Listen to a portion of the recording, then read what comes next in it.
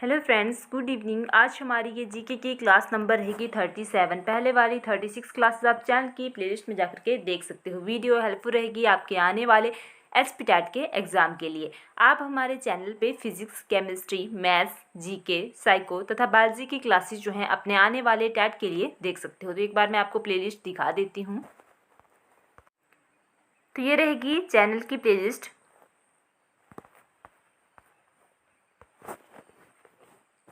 यहाँ पे आपने क्लिक करना है। जैसे आप क्लिक करोगे आपके सामने सारी की सारी वीडियोस जो हैं वो ओपन हो जाएंगी। तो सबसे पहले ये बायोलॉजी की क्लासेस रहेंगी। साइको की क्लासेस पुराने पेपरों में आए ये क्वेश्चन यहाँ पे डिस्कस किए गए हैं, जो कि अलग अलग स्ट्रीम के साइको के पेपर होते हैं, जैसे कि एचपीटैट आर्ट्स हो गया, JBT, Shastri, medical, non medical, जिन को भी साइको रहती है उन सभी के पुराने पेपर रहेंगे और इन्हीं पुराने पेपरों को यहाँ पे अच्छे से डिस्कस किया गया है। वैसे ही ये जीके की क्लासेस रहेंगी। जो नए बच्चे होंगे मैं उन्हें दिखा रही हूँ, बाकी जो हमारे साथ पहले से जुड़े हैं उनको सारी की सारी क्लासेस से पता होंगी। ये 40 क्लासेस मैथ्स की रहेंगी और ये टॉपिक वाइज वीडियोस रहेंगी। ये वाली क्लासेस हेल्पफुल रहेंगी एचपीटैट नॉन मेडिकल तथा एचपीटैट जेबीटी वालों के लिए। इसमें आपको टॉपिक करने को मिल जाएंगे सारे के सारे, कि मैथ में किस प्रकार के टॉपिक जो है वो पूछे जाते हैं। तो ये रहेंगे साथ में ही इन्हीं टॉपिक के बीच। जब ये टॉपिक पूरा हो गया है उसके बाद फिर आपको बीच में जो पुराने पेपरों में आए थे क्वेश्चन थे वो भी यहाँ पे साथ में ही करवाए गए हैं, ताकि आपको पता लग जाए कि कितने ज़्यादा हेल्पफुल ये टॉपिक आपके लिए रहेंगे। वैसे ही ये फिजिक्स की टॉपिक वाइज वीडियोज़ रहेंगी। ये देखिए अलग अलग टॉपिक यहाँ पे डाले गए हैं, तो आप इन्हें भी देख सकते हो। वैसे ही केमिस्ट्री की क्लासेस रहेंगी। तो अगर आपको ये क्लासेस अच्छी लगें तो आप यहाँ से अपनी तैयारी कर सकते हो। आप हमारे चैनल पे फिजिक्स के लिए सिलेबस भी देख सकते हो। ये रहेगा फिजिक्स का सिलेबस। तो आपने इस वीडियो को एक बार देख लेना, अगर हेल्पफुल लगे तो इसके अनुसार अपनी तैयारी जो है वो कर सकते हो आप। बाकी वैसे ही आपको मैथ्स का सिलेबस भी मिल जाएगा।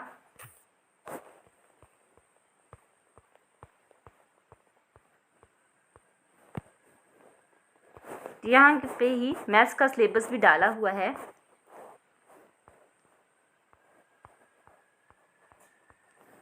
शायद उसकी अलग से प्लेलिस्ट डाली होगी, यहाँ पे अलग से ही वीडियो डाली होगी, इसी के बीच में होगी कहीं ना कहीं, तो उसे भी आप देख सकते हो।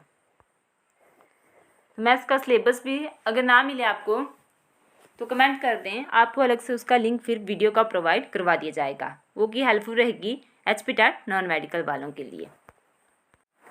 तो इस सीरीज़ में हम एचपीटैट के पुराने पेपरों में आए जीके पार्ट को डिस्कस कर रहे हैं। अलग अलग स्ट्रीम के पुराने पेपर रहेंगे। इस सीरीज में 1000 के करीब क्वेश्चन जो है वो डिस्कस किए जाएंगे। चलते हैं सीधे क्वेश्चन पे। Himachal Pradesh police training centre कहाँ स्थित है? तो जब भी मैंने आपको एक्स्ट्रा बताया हुआ है महत्वपूर्ण स्थान व संस्थान कांगड़ा के, तब मैंने आपको ये वाली चीज़ भी वहाँ पे बताई थी। तभी मैं बोलती हूँ जो एक्स्ट्रा बताया जाता है उसे ध्यान से सुना करो, क्योंकि वो आपके ही काम का होता है। अगर आपको ये वाले क्वेश्चन किसी एक पेपर में देखने को ना मिले तो कहीं और मिल जाएंगे, क्योंकि जीके आपका ऐसा पार्ट है जो भी एचपी में एग्ज़ाम होंगे, कॉम्पिटिटिव एग्ज़ाम, और जहाँ पे जीके आती होगी वहाँ के लिए हमेशा के लिए आपको ये वाली वीडियोस जो हैं वो हेल्पफुल रहेंगी। तो सही आंसर रहेगा इसके लिए डी, ड्रोह। अब मैं आपको एक्स्ट्रा और भी जो कांगड़ा के महत्वपूर्ण स्थान व संस्थान हैं वो यहाँ पे फिर से एक बार मैं आपको बता रही हूँ। सबसे पहले बात करते हैं युद्ध स्मारक की। युद्ध स्मारक ये है धर्मशाला में, कांगड़ा के धर्मशाला में।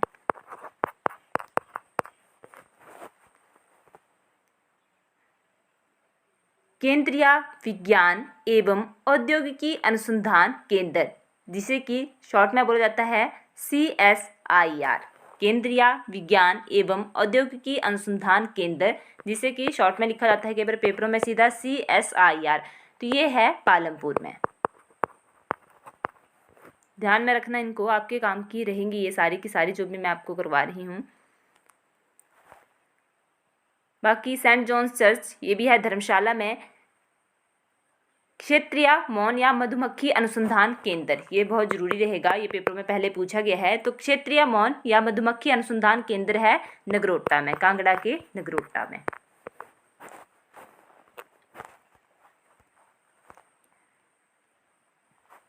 राष्ट्रीय फैशन प्रौद्योगिकी संस्थान, राष्ट्रीय फैशन प्रौद्योगिकी संस्थान, ये है कांगड़ा के सेब में।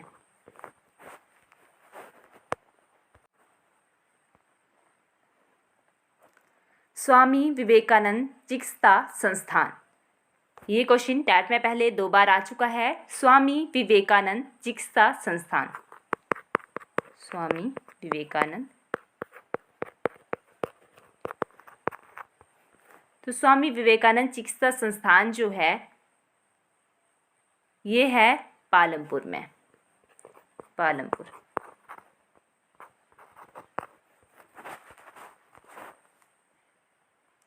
राष्ट्रीय जीव विज्ञान प्रयोगशाला, ये भी पेपर में पूछा जाता है। राष्ट्रीय जीव विज्ञान प्रयोगशाला, ये भी है पालमपुर में। तो कांगड़ा में 3 जगह से क्वेश्चन बनता है पालमपुर वाला। एक तो पालमपुर में हो गया CSIR, एक हो गया स्वामी विवेकानंद चिकित्सा संस्थान और राष्ट्रीय जीव विज्ञान प्रयोगशाला। CSIR, स्वामी विवेकानंद चिकित्सा संस्थान और राष्ट्रीय जीव विज्ञान प्रयोगशाला, ये तीनों है कांगड़ा के पालमपुर में। राजा का तालाब, ये अभी पहले पूछा नहीं गया है पर है तो आपको मैं बता देती हूँ, हो सकता है आगे आ जाए। राजा का तालाब है रहन में, तो आप इसे ऐसे याद रख सकते हो, राजा मतलब र पहले आया और इसमें रहन र पहले आया, तो राजा का तालाब हो गया रहन में। एक और पेपरों में पूछा जाता है जिसका नाम रहेगा चिन्मया तपोवन संदीपनी हिमालय, चिन्मया तपोवन संदीपनी हिमालय, ये भी टैट में पहले पूछा गया क्वेश्चन है। ये है धर्मशाला में। बाकी एक और रहेगा, इसको भी जरूर याद रखें, ये भी महत्वपूर्ण रहेगा, ये पहले पेपरों में पूछा गया क्वेश्चन है। शोभा सिंह आर्ट गैलरी कहाँ है? शोभा सिंह आर्ट गैलरी, तो ये है कांगड़ा के अंधेटा में।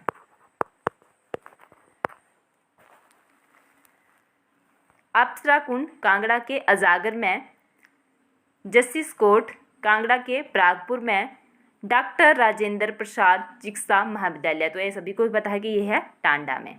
तो इतना आपने यहाँ से एक्स्ट्रा याद कर लेना है क्योंकि आपके काम की चीज़ है, उसे ज़रूर याद रखें क्योंकि ज़्यादातर जो पेपरों में क्वेश्चन बनते हैं या तो कांगड़ा से, अगर महत्वपूर्ण स्थान व संस्थान पूछता है तो कांगड़ा से पूछ लेता है, शिमला से पूछ लेता है या फिर सोलन या कुल्लू से, यहाँ से कोई भी क्वेश्चन पूछा जा सकता है। वैसे तो सारे ही जरूरी रहेंगे जितने भी मैं आपको, जब भी ऐसे क्वेश्चन आते हैं स्थान व संस्थान वाले, तो जब भी किसी भी डिस्ट्रिक्ट के आते हैं उसके मैं आपको पूरे बताती हूँ, तो इनको जरूर याद रखें। एक बार फिर से रिपीट कर देती हूँ।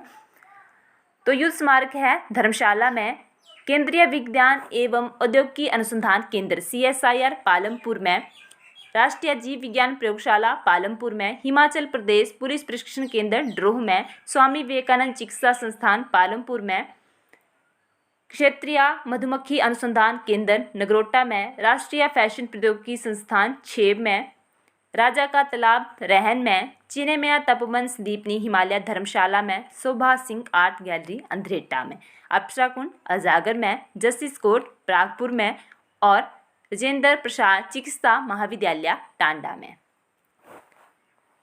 बाकी आपको पता है कि केंद्रीय विश्वविद्यालय भी है यहाँ पे कांगड़ा में, कांगड़ा के देहरा में, तो ये भी आपने याद में रखना है साथ में ही।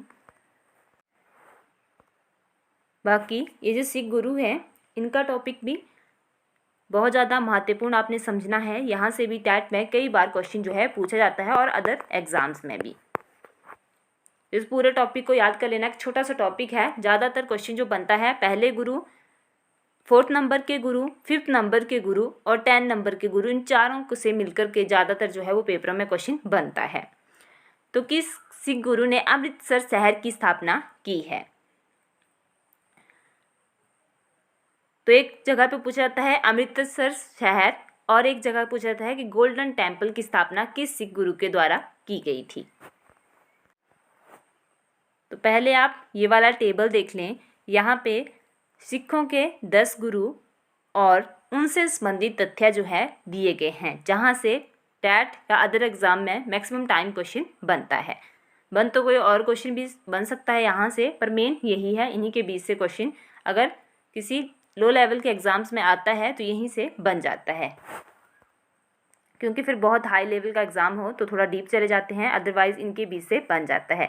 तो सबसे ये जो पहले मैं आपको यही बता लेती हूँ, अमृतसर शहर की स्थापना जो है वो गुरु रामदास ने की थी। गुरुओं के पहले गुरु थे गुरु नानक देव जी, इनके द्वारा जो है वो सिख धर्म की स्थापना की गई थी। उसके बाद दूसरे नंबर के गुरु है गुरु अंगद, इनके द्वारा जो है मतलब ये गुरुमुखी लिपि के जनक थे। गुरु अमरदास, इन्होंने 22 गद्दियों की स्थापना की थी। गुरु रामदास अमृतसर शहर की स्थापना की थी। गुरु अर्जुन देव के द्वारा जो है हरमंदिर साहिब, जिसे कि स्वर्ण मंदिर का नाम दिया गया है, स्वर्ण मंदिर के नाम से जाना जाता है, तो स्वर्ण मंदिर की स्थापना जो है गुरु अर्जुन देव जी के द्वारा ही की गई है और इन्हीं के द्वारा आदि ग्रंथ का संकलन भी किया गया है। उसके बाद हैं गुरु हरगोविंद, अकाल तख्त की स्थापना की गई है। गुरु हरराय के बारे में थोड़ा सा यही है कि इन्होंने दारा शिकोह की सहायता की थी। गुरु हरकिशन का जो है वो कम आयु में निधन हो गया है। इनसे रिलेटेड महत्वपूर्ण तथ्य हैं तो इनको याद रखें। गुरु तेग बहादुर जी को जो है औरंगजेब ने फांसी दे दी थी और गुरु गोविंद सिंह जी ने जो है वो खालसा पंथ की स्थापना की थी। तो इतना आपने ये सारा का सारा याद रखना है। पहले गुरु जी ने सिख धर्म की स्थापना की थी। दूसरे गुरु को गुरुमुखी लिपि का जनक माना जाता है। गुरु अमरदास ने 22 गद्दियों की स्थापना की थी। गुरु रामदास अमृतसर शहर की स्थापना की थी। अर्जुन देव ने जो है वो स्वर्ण मंदिर की स्थापना की थी। उसके बाद 6 नंबर के गुरु ने अकाल तख्त की स्थापना की थी। नेक्स्ट गुरु के बारे में ये तथ्य है कि उन्होंने दारा शिकोह की सहायता की थी। 8वें नंबर के गुरु हरकिशन का जो है वो कम आयु में निधन हो गया था। तेग बहादुर जी को जो है वो औरंगजेब ने फांसी दे दी थी और गुरु गोविंद सिंह जी को जो है इनके द्वारा जो है वो खालसा पंथ की स्थापना की गई थी। तो इतना आपने यहाँ से याद रखना है। बाकी गुरु नानक देव जी का जन्म जो है वो नानका साहिब, पुराना नाम तलवंडी, पाकिस्तान के पंजाब प्रांत में हुआ था। अगर ये क्वेश्चन आ जाए तो आप इसे भी आप कर सकते हो। नेक्स्ट रहेगा 53, बिनवाह जल विद्युत परियोजना हिमाचल प्रदेश के किस जिले में स्थित है? सही आंसर रहेगा इसके लिए बी, कांगड़ा। कांगड़ा की और भी जल विद्युत परियोजनाएं हैं तो उनको साथ में ही यहाँ पे मैं करवा देती हूँ। गज जल विद्युत परियोजना, पौंग जल विद्युत परियोजना, बनेर जल विद्युत परियोजना और बड़ा भंगाल जल विद्युत परियोजना। भंगाल जल विद्युत परियोजना और लंबाडंग जल विद्युत परियोजना।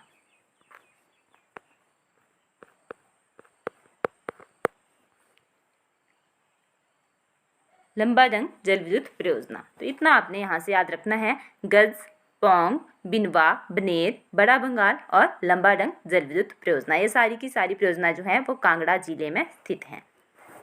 नेक्स्ट रहेगा 54, विश्व जनसंख्या दिवस कब मनाया जाता है?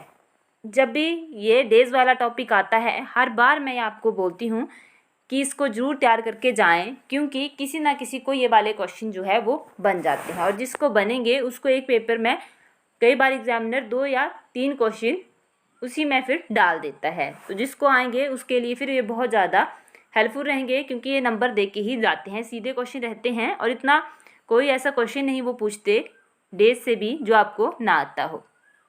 बिल्कुल आसान सा क्वेश्चन वो पूछते हैं। जैसे अब विश्व जनसंख्या दिवस, तो ये सभी को भी पता है कि विश्व जनसंख्या दिवस जो है वो हर साल जो है वो 11 जुलाई को होता है। ऑप्शन बी जो है इसके लिए सही रहेगा। तो जुलाई से मेन यही बनता है पेपरों में, अगर क्वेश्चन आता है तो विश्व जनसंख्या दिवस ही है 11 जुलाई को। बाकी आज मैं लिख के नहीं बताऊंगी, ऐसे बता देती हूँ जनवरी से। सबसे पहले बात करेंगे जनवरी के। 9 जनवरी को होता है प्रवासी भारतीय दिवस। 10 जनवरी को विश्व हिंदी दिवस, कंफ्यूज ना होइएगा, 10 जनवरी को विश्व हिंदी दिवस। और 14 सितंबर को राष्ट्रीय हिंदी दिवस है। तो 10 जनवरी वाला विश्व हिंदी दिवस है और 14 सितंबर वाला राष्ट्रीय हिंदी दिवस है। 12 जनवरी को राष्ट्रीय युवा दिवस होता है और 25 जनवरी को राष्ट्रीय मतदाता दिवस होता है। मतदाता दिवस वाला क्वेश्चन टैट में कई बार पूछा गया क्वेश्चन है। बात करते हैं फरवरी की। तो फरवरी में मेन रहेंगे, एक तो 4 फरवरी विश्व कैंसर दिवस और 28 फरवरी राष्ट्रीय विज्ञान दिवस। अब चलते हैं मार्च मंथ की तरफ। तो मार्च मंथ में जो जरूरी रहेंगे, सबसे पहला तो 8 मार्च अंतर्राष्ट्रीय महिला दिवस और 22 मार्च विश्व जल दिवस, 24 मार्च क्षय रोग दिवस। नेक्स्ट रहेगा अप्रैल मंथ। इसमें 7 अप्रैल को होता है विश्व स्वास्थ्य दिवस और 22 अप्रैल को विश्व पृथ्वी दिवस। फिर से अब मेरी बात पे ध्यान देना, पेपरों में जल दिवस और पृथ्वी दिवस दोनों का क्वेश्चन बनता है। तो ये जो विश्व जल दिवस है ये भी 22 को है और पृथ्वी दिवस जो है ये भी 22 को है, परंतु विश्व जल दिवस जो है वो 22 मार्च को आ जाएगा और विश्व पृथ्वी दिवस जो है वो 22 अप्रैल को रहता है। ये आपको याद रखने ही पड़ेंगे क्योंकि टैट में कई बार पूछे गए ये क्वेश्चन है। अब मैं मई मंथ की बात करूं तो 3 मई को होता है विश्व प्रेस दिवस, जिसका इंडेक्स अभी हाल में जारी हुआ था। तो पहले स्थान पे नॉर्वे रहा है और अपना देश भारत जो है वो 161 नंबर पे रहा है। विश्व इंडेक्स फ्रीडम रिपोर्ट आई थी, उसके अनुसार जो है पहले नंबर पे नॉर्वे रहा है और अपना देश भारत जो है 161 नंबर पे है। ये करंट का क्वेश्चन बन सकता है। 8 मई को होता है विश्व रेड क्रॉस दिवस। जून मंथ की बात करूं मैं तो 5 जून को विश्व पर्यावरण दिवस और 21 को अंतर्राष्ट्रीय योग दिवस। बहुत ज़्यादा बार पूछे जाने वाला क्वेश्चन है। अंतर्राष्ट्रीय योग दिवस की थीम याद रखना और दूसरा महिला दिवस की थीम याद कर लेना। उसके बाद अगस्त मंथ की तरफ चलते हैं। तो अगस्त मंथ में सबसे ज़रूरी जो है वो 29 अगस्त रहेगा, इस दिन राष्ट्रीय खेल दिवस होता है। सितंबर मंथ में जरूरी जो रहेंगे वो 8 सितंबर को होता है विश्व साक्षरता दिवस और 14 को राष्ट्रीय हिंदी दिवस, 16 सितंबर को विश्व ओजोन दिवस। अक्टूबर मंथ की बात की जाए तो 2 अक्टूबर को अंतर्राष्ट्रीय अहिंसा दिवस, इस दिन जो है वो महात्मा गांधी जी की तथा लाल बहादुर शास्त्री जी की जयंती होती है। बाकी नवंबर मंथ की बात की जाए तो 20 नवंबर को यूनिवर्सल चिल्ड्रन डे होता है। दिसंबर मंथ में सबसे ज़रूरी रहेगा 1 दिसंबर विश्व एड्स दिवस और 10 दिसंबर विश्व मानवाधिकार दिवस। बहुत ज़्यादा बार पूछा जाने वाला क्वेश्चन है कि विश्व मानवाधिकार दिवस किस डे होता है, तो 10 दिसंबर को। 23 को किसान दिवस और 25 को सुशासन दिवस, इस दिन पूर्व प्रधानमंत्री अटल बिहारी वाजपेयी जी का जन्मदिन होता है और 16 दिसंबर को विजय दिवस होता है। तो इतना आपने यहाँ से भी याद कर लेना है, क्योंकि जिनको मैंने पहले लिख के कई बार बताए हैं, ये पहले जो वीडियो डेली लगाते होंगे तो उन्होंने अगर आज ऐसे भी सुने होंगे तो उनका रिवीजन हो गया होगा। नेक्स्ट रहेगा असम का प्रसिद्ध अभयारण्य काजीरंगा किसके लिए प्रसिद्ध है? तो सही ऑप्शन रहेगा एक सींग वाले गैंडे के लिए, ऑप्शन ए। बाकी और रहेंगे असम की अगर मैं बात करूं तो मानस हो गया, नमेरी हो गया, ओरांग हो गया और डिब्रू सैखोवा हो गया। मानस, ये भी पेपरों में पूछा जाता है आजकल। नमेरी हो गया, ओरांग हो गया और डिब्रू सैखोवा। इतना आपने यहाँ से याद कर लेना है। 56 भारत में लिटिल लहासा के रूप में कौन सा स्थान जाना जाता है?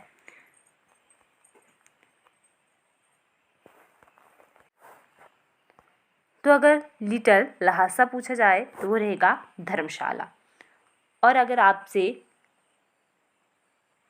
लिटिल तिब्बत पूछा जाए तो वो है लाहौल स्पीति। ठीक है, लिटिल तिब्बत, लाहौल स्पीति और लिटिल लहासा या मिनी लहासा जो है वो धर्मशाला को कहा जाता है। नेक्स्ट रहेगा 57 कौन सी नदी का संस्कृत नाम बिपाशा है? तो हिमाचल प्रदेश की टोटल 5 नदियां हैं जहाँ से टैट में मैक्सिमम टाइम क्वेश्चन पूछा जाता है। कई बार मैंने आपको ये भी डिस्कस आपके साथ यहाँ पे करी हुई हैं। कई बार आपको मैंने इनके जो भी मेन तथ्य है सब कुछ आपको मैंने बताए हुए हैं, तो याद जरूर रखिएगा इनको। अब संस्कृत नदी का नाम आया है, तो कौन सी नदी का संस्कृत नाम बिपाशा है? तो 4 ऑप्शन यहाँ पे दिए गए हैं, तो सही आंसर जो रहेगा वो रहेगा व्यास। व से विपाशा और व से व्यास। तो ये तो याद रखना बिल्कुल आसान था। वैदिक नाम जो अगर इससे का पूछा जाए व्यास का, तो वो रहता है अजिंक्य। उद्गम स्थान रोहतांग दर्रे के समीप व्यासकुंड से। रोहतांग दर्रे का पुराना नाम जो है वो भृगुतुंग है। सहायक नदियाँ रहेंगी, आज मैं लिखवाऊंगी नहीं, ऐसे ही रिवीजन करो आप। पार्वती, उहुल, हुल्ला, सैन, सुकेती, लूणी, बाणगंगा, भिनवा, चक्की, न्यूगल, गज, डहर, मानखड़, बनेर, बकेर, फोजल, सोन, ज्यूनी, सरवरी, पतलीकूल।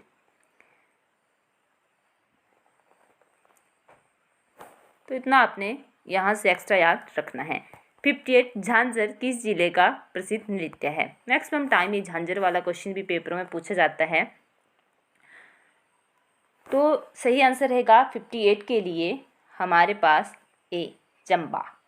बाकी चंबा के और भी लोक नृत्य है, उनमें रहेंगे घुरई, गद्दी, किकली, डंगी, ढेपक, झांकी और हांतर, सेन, पंगवाल।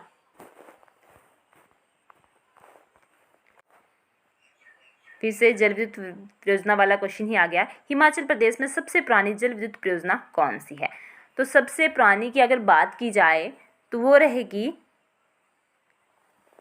अगर 4 ऑप्शन यहाँ पे दिए गए हैं, तो सानन पावर परियोजना जो है वो सबसे पुरानी परियोजना है।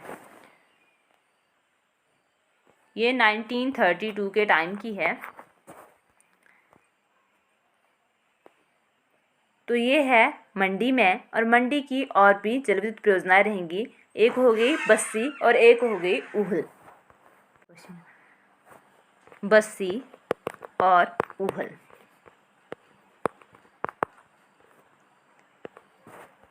लास्ट क्वेश्चन रहेगा, जातक कथाएं मुख्यतः लिखी गई हैं? तो सही आंसर रहेगा सी पाली में।